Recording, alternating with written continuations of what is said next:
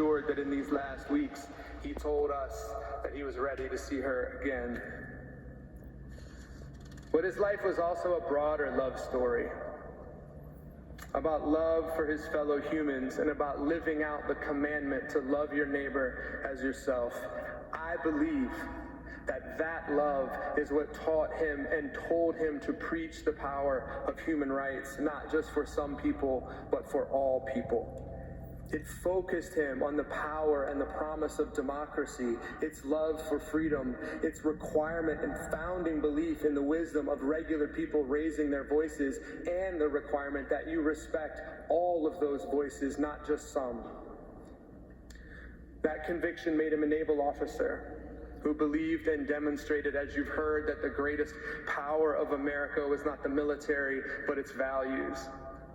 And those values were personal to him, and he lived them both publicly and privately. As you heard Stu say, as president, he gave voice to dissidents, stood up to dictators, brought countries together in peace. His heart broke for the people of Israel. It broke for the people of Palestine, and he spent his life trying to bring peace to that holy land. And he talked about it at the dinner table. It was the same in public as it was in private. And for the last 40 years, as you've heard, he spent his time living out that love and that faith alongside the poorest and most marginalized people in the world.